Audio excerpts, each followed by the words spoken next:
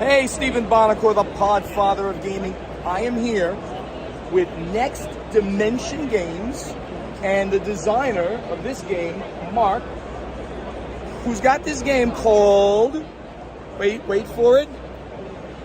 Go ahead, punk. I mean, with a name like that, there better be some fighting and things like that going on. Is that right? Yeah, there is combat. It's a hidden movement game with combat. Really? Okay, so I'm gonna go change this shot to go over to the board. Hopefully it will allow me to do that. Sometimes it doesn't. No, of course it's not. So I'm gonna do it this way instead. Here we go. I'll pivot us down, and you're gonna take me through how this game is actually working because it looks really interesting. So give me an overview of what's going on here. Okay. So, this is a map of 1970s San Francisco, and what we have is a hidden movement game where there is a sniper loose in the city. In order to win as the sniper, you have to complete 3 hits at any of these hit locations dotted around the city. So once you have completed your 3 hits, wherever they may be, you then need to escape from one of the 4 port locations in the city in order to win the game. If you're playing the cops, you simply have to take down the sniper. So, play begins with the sniper. So he decides It's a mean-looking guy over there. Yeah. He's the sniper. This is the snipers, who we call Stinger. All so right. Stinger is the bad guy of the game, and he's going to. He has a movement of 4 around the city, but you never see his playing piece on here, of course, because it's hidden. It's a hidden movement game. So that's his hidden movement tracker underneath, behind the screen. And he begins the game by choosing anywhere he wants to start on the board. So let's say he decides at 152 here. He then draws a key, because all the hit locations, or most of them, have a janitor key for the given location. And you can't access the location for a hit unless you can access the building. So you need a janitor key. So after choosing his starting location, he then draws a card. So in this particular case, it would be Strawberry Hill. So Strawberry Hill is over here. So he's okay, I've got to get over there. So he's got his first key to get himself going with. So he keeps that obviously in secret. He can't let the cops know where he's heading. And in order to get further keys, he needs to draw cards from his pack. So on his turn, he can either move or draw. Nice and simple. And if he decides to draw, he could get any number of possibilities. Combat card, he might get a streetcar pass to move on the old streetcars they had back in the 70s. He can do a jam. And what that is he sabotages the traffic light controls. Of course he does. In a given district. So the Mission District, for example, means the cops can only move 1 now through that district. What else can he do? He can obtain a Park Rangers uniform. If he obtains the Park Rangers uniform, he can prepare for his hit unnoticed, and he can only do the green hit locations if he has obtained the Park Rangers uniform. Very nice. He can also pick up weapons. He starts off just with his sniper rifle, but as we go, he can pick up various weapons from submachine guns to handguns, and of course the old rocket launcher, which has a dual use.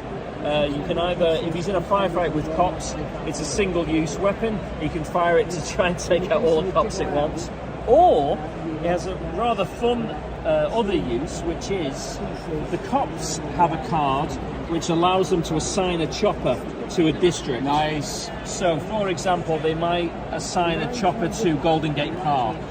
While it's there, it means he cannot do a hit in Kazar Stadium or Strawberry Hill. However, in the example that we've already spoken about here, he has the Strawberry Hill card. So that's a bit of a pain for him. So what he might do is make his way over to Strawberry Hill and then use his rocket to shoot down the chopper enabling in them to complete a hit on Strawberry Hill. So one of the things I want to mention, everybody, is this is a prototype right now, actually. Yeah. But you can go back this right now on Right Kickstarter, now. right? It's on Right Kickstarter? now. Yeah. Right? You're already funded, so you'll be absolutely getting this game in the end. How long do you still have on Kickstarter? I think we've got about 20 days. So, Okay, good. 2.5 weeks, something like that to go. The pledges are, the core pledge gets you obviously Stinger and the 3 cops, and everything that you see here. The deluxe version gives you 2 additional characters and the minis. So the additional characters, you've got a motorbike cop Can here. you play with all of them, or is it only? It's No, there's 1 to only 4? 3 cops. So 3 you cops can and decide- Stinger the bad guy. That's right. So the motorbike cop, his special ability. I'll come to the character's special abilities in a minute, but his is +1 movement. So basically, he starts with 4 movement, just like Stinger, because the cops normally start with 3 movement. He's also unaffected by the jam token, because obviously he's on a bike, so it doesn't matter if the traffic light controls. And Lieutenant Kellaway is very interesting. He can set up roadblocks. So he can set up roadblocks around the city to try and hem in Stinger and keep him under control, and so the cops can, close in on him a bit better. He starts off with just a small pistol, but can obtain bigger weapons like all the rest. So we've got Eddie Johnson over here. I will turn around for you. Eddie starts with a pretty good gun, the shotgun. So he rolls 3 dice in combat. And if he doesn't like one of the results, because that's a hit, so he's going to keep that. But he can re-roll 1 combat dice every time. Oh, there you go, 2 hits. That's his special ability. Very nice. Frank Brannigan carries the most powerful handgun in the world. Therefore, his special ability is +1 damage. So whenever Frank rolls his 3 dice and gets a hit, that would be 2 damage and not 1. And This is a non-infringing of IPs, like a Dirty Harry kind of guy. Okay, got it. Yeah. You could say that, I couldn't. That's right. Catherine Lacey, she spent a lot of years in personnel and records before she became an inspector, and she wants to. Her ability is intel. Now, the cops can draw a card. There's quite a few of these cards in the pack. Location intel. When the cops draw that card, the killer has to reveal what district he's currently in.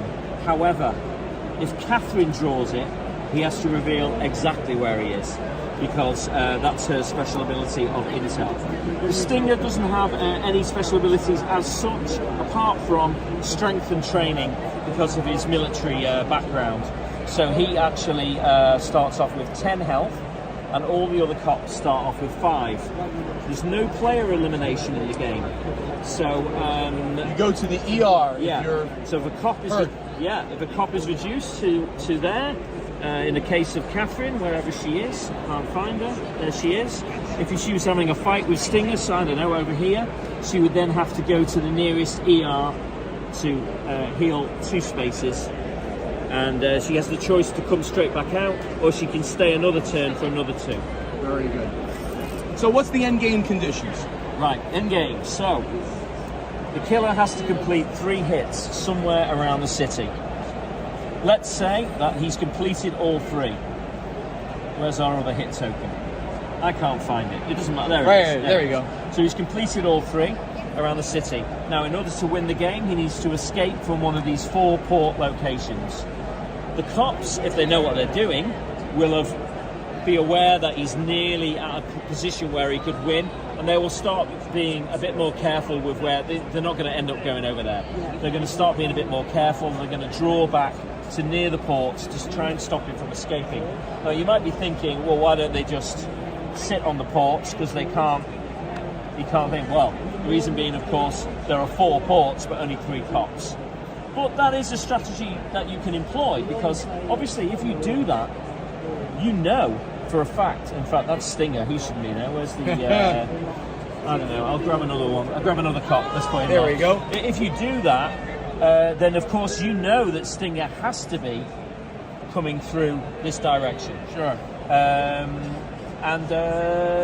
If he manages to escape to his hideout on Alcatraz, he wins the game. That's it. It's balanced in from a point of view that if anybody has played Fury of Dracula, that is probably the closest game to this. So I was going to go there and say, you don't know how much I love hidden movement games. Okay. They don't know this. I'm a huge fan of Fury of Dracula. It's one of my 10 rated games. And actually my favorite one these days is Letters from Whitechapel. Yep. You know that one? Yeah. Love that because it removes a lot of the crazy rules in Fury of Dracula. There's a lot of rules in that game.